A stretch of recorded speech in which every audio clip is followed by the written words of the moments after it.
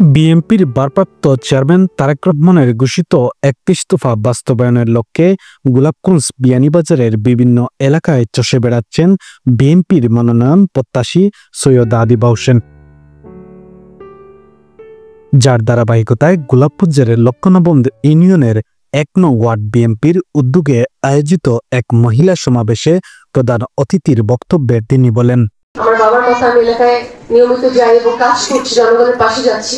এটা শুনে উনি আমাকে উৎসাহ দেন এলাকায় কাজ করার। উনি আমাকে বলেন, আপনার বাবা যেরকম জনগণের পাশে থাকতেন ঠিক সেরকম জনগণের পাশে থেকে কাজ করবেন, জনগণকে বুঝতে চেষ্টা করবেন এবং দলকে জনগণের কাছে নিয়ে যাওয়ার চেষ্টা করবেন। আমি ওনার নির্দেশে আরো বেশি করে কাজ করছি এবং আমরা সবসময় আমরা সাধারণ মানুষের পাশে ছিলাম। বিএনপির ইতিহাস ঘাটলে দেখা যায় আমরা সবসময় গণতন্ত্র পুনঃপ্রতিষ্ঠা করেছি।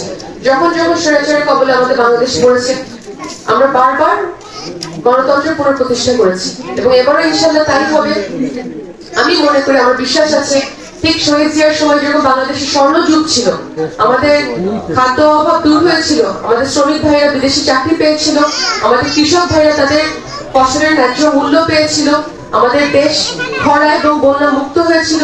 আমার বিশ্বাস আগামীতে তারেক রহমান সাহেবের হাত ধরে বিএনপির হাত ধরে বাংলাদেশের স্বর্ণযুগে প্রবেশ করবে। এ সময় লক্ষ্মণবন্দ ইউপির ১ নং ওয়ার্ড বিএনপির সভাপতি জহিরুদ্দিনের সভাপতিত্বে ও জয়নাল আবিদিনের সঞ্চালনায় আরও বক্তব্য রাখেন আমুরা ইউনিয়ন বিএনপির সাধারণ সম্পাদক আব্দুল গফার কুটি, লক্ষ্মীপাশা ইউনিয়ন বিএনপির সাধারণ সম্পাদক ফখরুল ইসলাম ও গোলাপগঞ্জ পৌর ছাত্র দলের সদস্য সচিব টিপু সুলতান।